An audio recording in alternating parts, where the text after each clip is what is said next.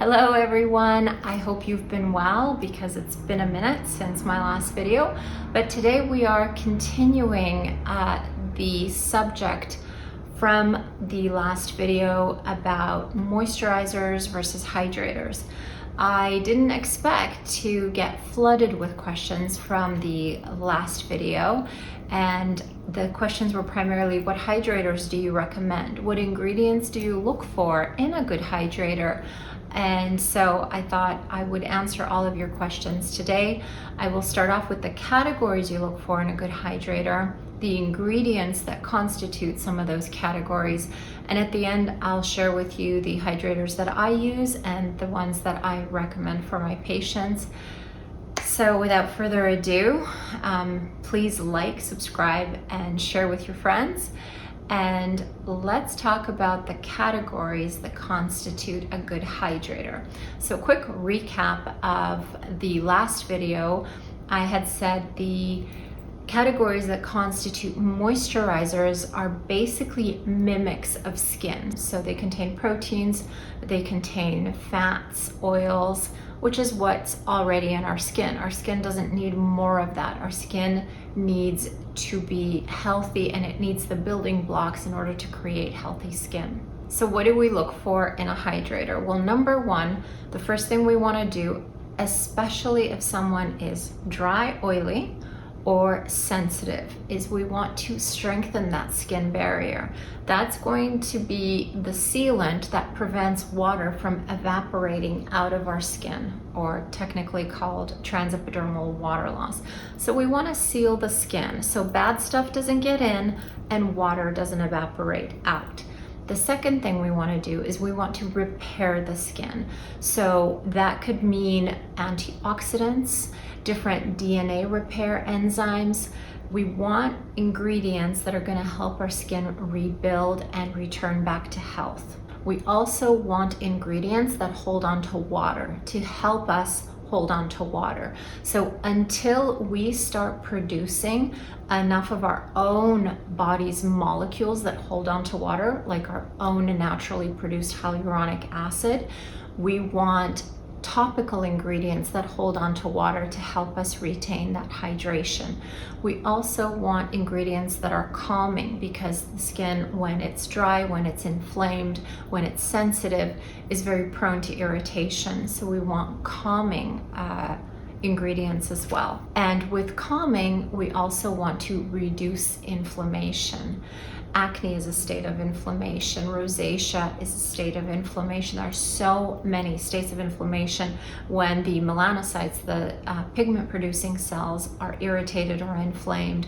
They can hyperproduce pigment. So we really want to calm the skin, reduce inflammation, and reduce redness and irritation. So that's globally what we look for in a hydrator. Now let's dig a little deeper in those categories to see what types of ingredients meet the criteria. So if we can increase the strength of the skin barrier, we will reduce water loss, we will reduce sensitivity and attack of foreign environmental factors on our skin. So how do we increase the strength of the skin barrier? Well, one thing we need is ceramides, cholesterols. Those are ingredients that are the building blocks of a healthy skin barrier. We also want antioxidants, because antioxidants fight free radicals, which are in the environment all around us. So they're there and they're available and they're ready to fight the free radicals, rather than our skin suffering by injury from free radicals. So antioxidants, ceramides, cholesterols. Next is hydration. We want that water to stay sealed in the skin. But if we're not producing enough of our own hydration, well, let me rephrase. We produce hydration, but we need the glycosaminoglycans. We need sugars. We need things like hyaluronic acid that hold on to water. We need to produce those. And let's say our skin isn't producing a lot of them because our skin is asleep from years of moisturizer application. So we need a little help to hold on to that water. So what kind of ingredients can we look for that really improve hydration? Well, an excellent hydrator is glycerin. So you can look for that. Another excellent hydrator is urea. Things like sodium sodium PCA, things like hyaluronic acid. Although I'm not a fan of hyaluronic acid, I'll explain why in a minute. But those are the ingredients that help increase the amount of water in the skin. The reason I don't love hyaluronic acid is because hyaluronic acid loves water so much that it grabs water from anywhere that it can, which is great. It will grab it from the environment, but it will also steal it from your skin.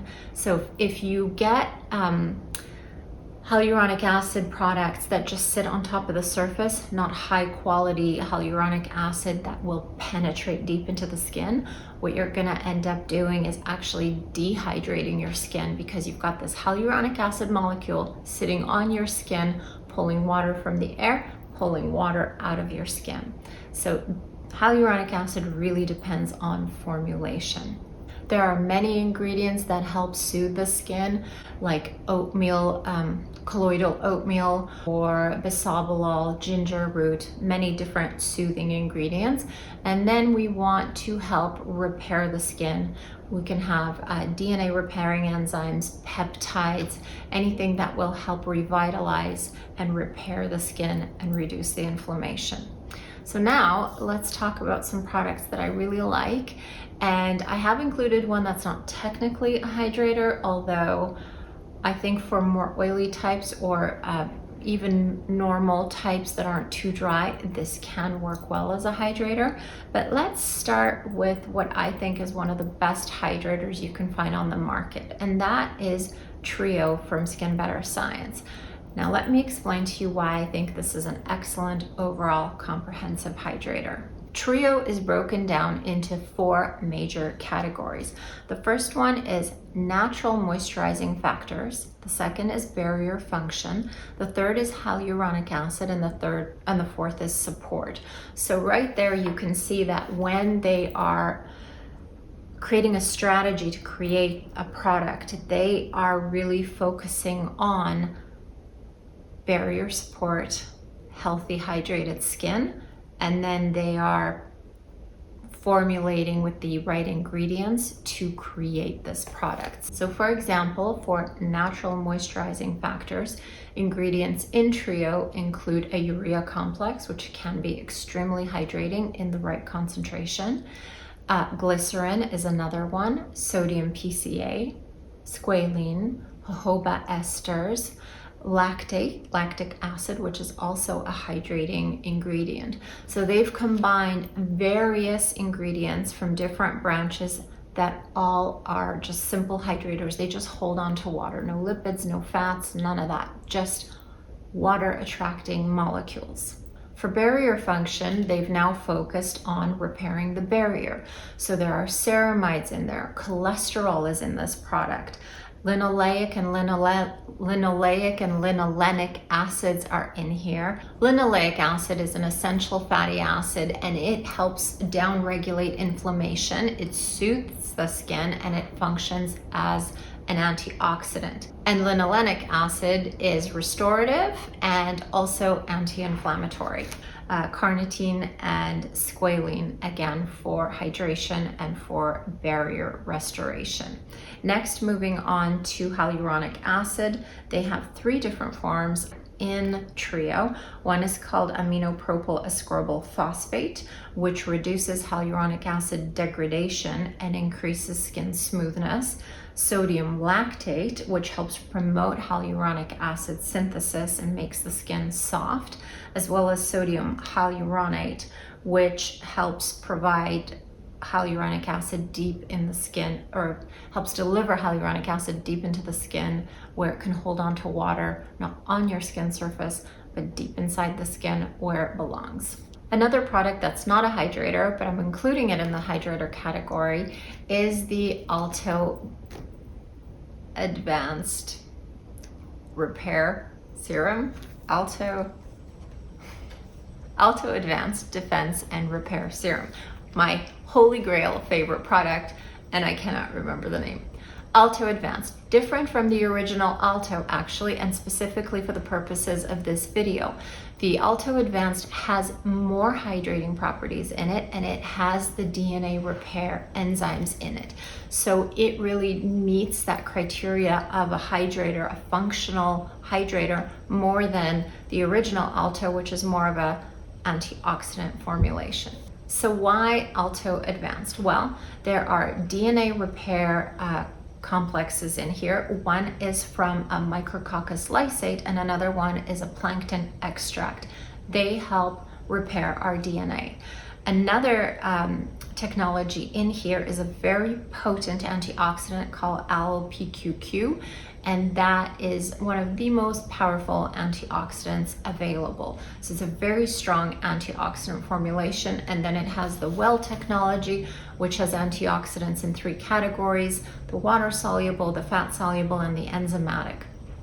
So basically it is an antioxidant formulation, but because of the other ingredients I mentioned, it does meet a lot of the criteria for a functional hydrator. And in meeting that criteria for redness and inflammation, it contains bisabolol and ginger root to help calm redness and soothe the skin.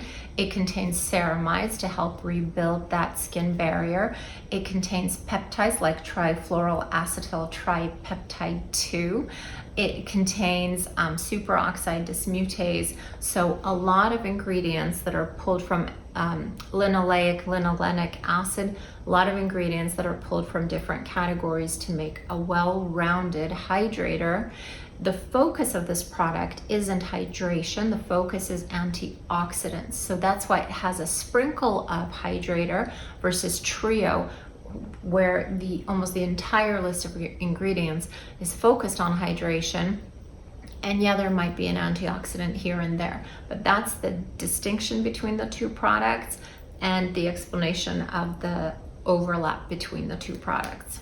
Switching gears now to Zeo Skin Health, another one of my favorite brands. Their gold standard hydrator is the Daily Power Defense, and now there's a new hydrator called the AOX Illuminating Serum, and they're really brother and sister. You can choose to use one in the morning, one in the evening. You can just choose one of them and use that one morning and evening. It's entirely up to you. Visually, the difference is the AOX Illuminating, just as it sounds, has kind of a glow to it. So if you're working on your skin to get the glow from within, you can get a glow from outside by applying that shimmery sort of finish from the AOX serum onto the skin. But talking about function, the Daily Power Defense and the AOX Illuminating are really sort of an all-purpose hydrator. They have a little bit of everything. So while they may not have 20 antioxidants like the Alto Advanced, they do have some antioxidants, some calming properties, some barrier restoration properties, some hydration properties. So it's a nice medley, nice blend of a little bit of everything. But going into details, they also contain the Micrococcus lysate, that's also an Alto Advanced, that is for DNA repair. They have antioxidants, and they have the Z-poly, which is a complex for hydration, polysaccharide complex, which helps reduce redness, reduce inflammation, and provide hydration. And they also have the Zeo RRS2 complex, which basically is a medley of plant stem cells that provide antioxidants and help rebuild cellular structures. And if you want to know the exact ingredients in that, there's Edelweiss and Marubium vulgare or horehound cell culture.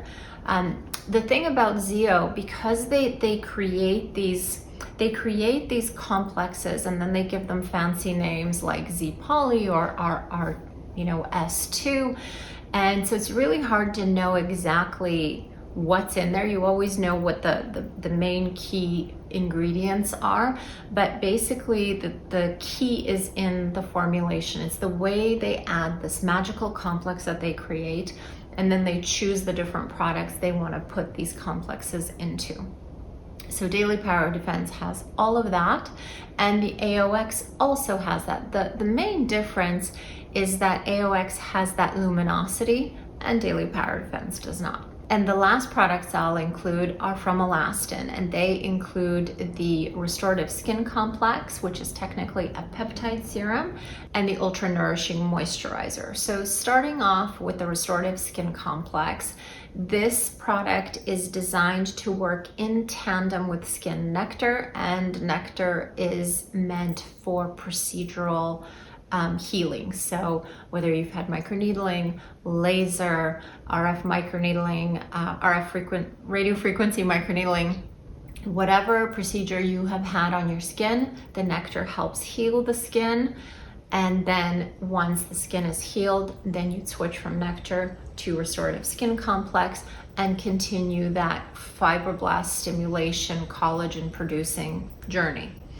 So what is in Restorative Skin Complex that could meet the umbrella of a good hydrator? Well, number one, that trihex technology is a peptide complex. So the peptide complex stimulates fibroblasts.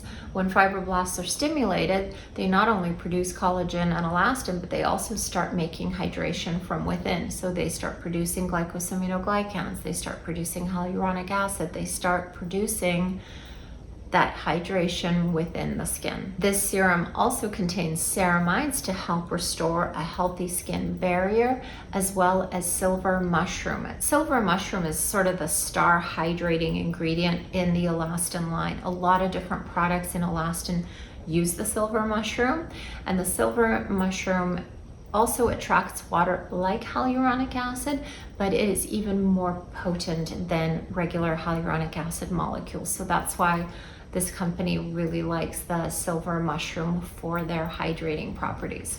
Now, the Ultra Nourishing Moisturizer is more of that targeted hydrator for the purpose of providing hydration to the skin. So it also contains ceramides to help rebuild that skin barrier so water doesn't escape. It has linoleic acid also to reduce the inflammation, help restore the barrier. It contains glycerin, which is a great hydrator. It has the trihex technology complex, those peptides that stimulate the fibroblasts. And lastly, it also contains oat kernels, and oats are very hydrating as well. So that would be the Alastin version of really good hydrators. As the name implies, the Ultra Nourishing Moisturizer is meant to moisturize, or what I prefer to call a hydrate, because in my mind, there's a distinction between the traditional moisturizers, the protein, lipid, fat complexes that just make your skin sleep and dull, and functional hydrators. So, but I would include this moisturizer in that category. And even though the Restorative Skin Complex is not technically a hydrator, it really does meet quite a few of the criteria for me to put it in that category. So I hope you have found this video useful. If you've tried some of these, or if you're already on these, or you've gone through that journey of changing from using creams to hydrators, I would love to know the journey. So please feel free to share in the comments, and I will see you guys in the comments, and I'll see you in my next video.